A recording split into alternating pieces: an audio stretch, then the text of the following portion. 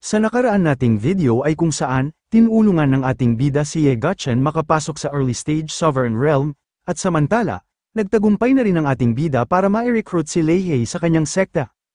Sa gitna ng malawak at misteryosong kabundukan ng Xingyao, isang lugar na kilala bilang kayamanan ng Feng Shui, matatiyog na mga bundok ang nakatayo na napapalibutan ng luntiang kagubatan, ang maliwanag at payapang tanawin ay naglalabas ng hangin ng katahimikan at espiritual na kahalagahan, isang matinding kabaligtaran sa kaguluhang paparating.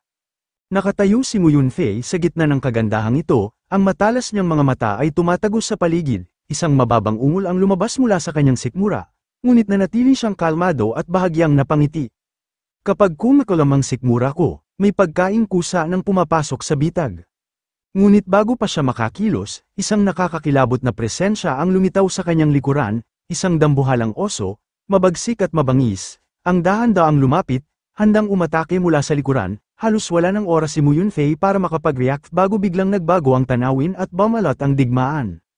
Nagdilim ang langit, hindi dahil sa ulap, kundi sa napakaraming palasong bumagsak mula sa himpapawid. Subalit si Mu Yunfei, ginamit ang malaking oso bilang pananggala sa paparating na mga palaso. Tumama ang mga palaso sa likuran ng papasugod na malaking uso, ang makapal nitong balat ay tinadtad ng walang kaawa-awa. Pagkatapos, isang bagong panganib ang dumating, isang malalim at nakakayanig na alingaw-ngaw ang pumuno sa hangin, isang mahiwagang kirin, nababalot ng nagliliyab na apoy, ang nagpakawala ng isang naglalagablab na pag-atake, nilamon ng apoy ang labanan habang ito'y sumugod kay Mu Yunfei. Ngunit hindi siya natinag, sa isang mabilis at maingat na galaw, sinalubong niya ito ng kanyang espada, ang talam nito ay kumikislap sa gitna ng nagngangalit na apoy. Ang pagsalakay ng kirin ay nagdulot ng isang matinding pagsabog ng apoy, ang init nito ay sumunog sa buong larangan ng digmaan, habang ang mga apoy ay nagliliyab sa kanyang paligid, ngumiti si Mu Yunfei. Salamat sa pag-ihaw ng aking pagkain, biglang lumitaw ang isang napakalakas na presensya, si Marquess Chanlin. Bumababa patungo kay Mu Yunfei na may dalang napakatinding enerhiya, ang kanyang tinig ay mabigat at puno ng pananakot. Isaalang-alang mo ito bilang gantimpala ko sa iyo. Sa isang malakas na sigaw ng digmaan, pinakawalan niya ang kanyang nakamamatay na teknikang, sever ang head, isang matinding atake na may gininto ang apoy, ang enerhiya ay sumiklab, handang lamunin ang lahat sa daraanan nito, ngunit hindi basta-basta magpapatalo si Mu Yunfei. Kumislap ang kanyang mga mata ng determinasyon habang inihanda niya ang kanyang sariling pinakamakapangyarihang teknik, Heavenly Rainbow. Malapit na ang sagupaan, ang mismong hangin ay puno ng kanilang nag-aalab na kapangyarihan, itinaas ni Mu Yunfei ang kanyang espada, at sa isang malupit na hiwa, pinakawalan niya ang One Sword, isang napakalaking, nagniningning na talamang bumaba mula sa kalangitan, dumiretsyong bumangga sa nagliliyab na puwersa ni Marquess Chanlin, ang banggaan ay nagpakawala ng malalakas na alon ng enerhiya. Ang pagsabog nito ay yumanig sa buong lupain. Nagpatuloy sila sa kanilang laban hanggang sa umabot ang labanan sa kanyang rurok, si Mu Yunfei at si Marquess Chanlin ay nagpalitan ng huling salpukan, asul na enerhiya laban sa ginintoang apoy, ang tindi ng kanilang laban ay bumiyak sa lupa sa ilalim nila, at sa huling napakabangis na banggaan, isa sa kanila ang tinangay ng matinding puwersa. Dahan-daang lumakad si Mu Yunfei pasulong, pinapagpag ang alikabok sa kanyang kasuutan, may bahagyang ngiti sa kanyang labi, at malakas niyang sinabi, buti na lang at hindi ko iniluwa ang paa ng oso na kinain ko, kung hindi, sayang naman ang paa ng oso.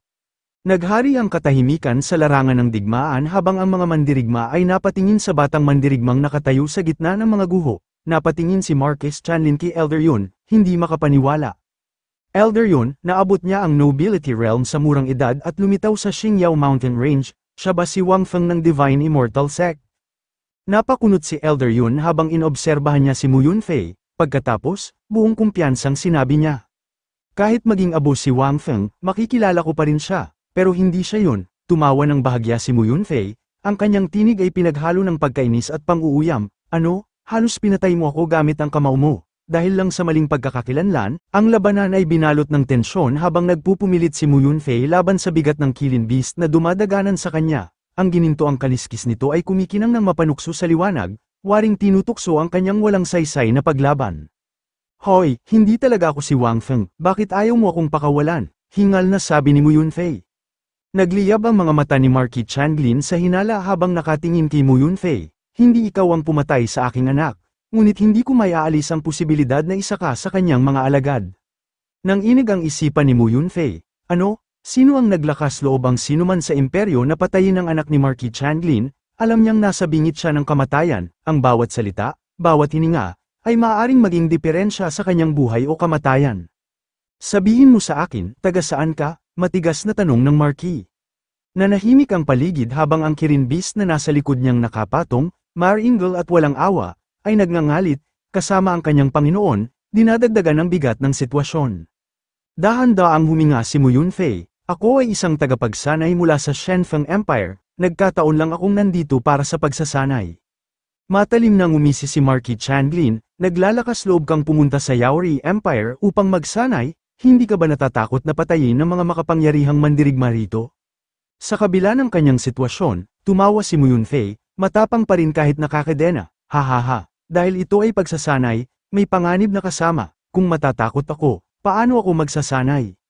Isang sundalo ang lumapit at sumaludo, ulat, 50 milya sa unahan, matatagpuan natin ang tirahan ng Divine Immortal Sect. Nagtitigan ang mga mata ni Marquis Changlin, atali siya at dalhin pabalik sa kabisera ng imperyo pagkatapos wasakin ng Divine Immortal Sect, Terra. Kumakabog ang puso ni Mu Yunfei habang pinapanood ang mga mandirigma na nagmamarcha, akala ko ang Divine Immortal Sect, na naglakas loob lumaban kay Marquis Changlin, ay isang makapangyarihang sekta na maaaring makatulong sa akin na makatakas mula sa kapahamakan, ngunit habang tinitingnan niya ito, unti-unting pumapasok ang pagdududa sa kanyang isipan, ganito lang ba ito? Dumating ang hukbo sa isang nakatayong kubo, bumalat ang katahimikan sa paligid, biglang umuga ang lupa, mula sa mga anino, lumitaw ang nagliliwanag na mga mandirigma na may aurang dilaw, hawak ang kanilang dambuhalang mga sibat, si Marquis Changlin, nababalutan ng aura ng kapangyarihan, ay nagutos ng isang nakakapangilabot na pag-atake. Ngunit mula sa puso ng pagsalakay, may gumalaw, isang malamig na enerhiya ang lumaganap palabas, isang figura ang lumitaw, balot ng itim at pulang enerhiya, si Xuan Shua, isang malademonyong ngiti ang gumuhit sa kanyang labi, ang matatalas niyang anyo ay nagpapalabas ng hilaw na kasamaan, hindi ito isang ordinaryong kalaban. Tumama ang gininto ang sibat, ngunit sa halip na wasakin ng kalaban, ang pag-atake ay tila nagising lamang ng isang mas malaking bangungot. Ang dambuhalang sandata ni Xuanxua ay pumintig ng malakas, nagpapahiwatig ng isang hindi mailarawang pagkawasak. Isang nakakatakot, gumuguhong enerhiya na kulay pula ang pinakawalan ni Xuanxua, winasiwas ang lahat na paparating na pag-atake, kumikislap ang kanilang mga sibat, ngunit ang kanilang disiplina ay haminalaban sa kaguluhang dulot ng makasalanang enerhiya. Napamulagat ang isang sundalo ni Marquis Changlin, ano yun? Kahit na mukha siyang ipis, ang kanyang kakayahan ay napakahusay. Nagningning ang mata ni Xuanxua sa kasamaan, hindi lang kayo umatake sa aming sekta, ngunit naglakas loob pa kayong tawaging ipis ang demonyong ito. Binalot ng mas matinding kaguluhan ang larangan ng labanan, muling nagpakawala si Xuanxua ng isang matinding pag-atake, lalo pang lumakas, habang ang kanyang enerhiya ay nagmistulang isang nag-aalimpuyong bagyong mapanira, nang inig ang mga gininto ang mandirigma, unti-unting nadadala ng takot sa kanilang mga mata. At pagkatapos, nagpakawala ng pag-atake si Xuanxua papunta kay Marquis Changlin, subalit si Marquis Changlin nakaiwas, sakay ng kanyang maalamat na hayop, ay napatingin sa gulat, isang pangalan ang lumabas mula sa kanyang bibig na may kasamang pagkatakot, Xuanxua Demon Stick, nanginginig ang kanyang boses habang unti-unting nagkakaroon ng pagkaunawa, hindi ba't ikaw ang naipihiklong demonyo ng kanyang kamahalan, Xuanxua Demon?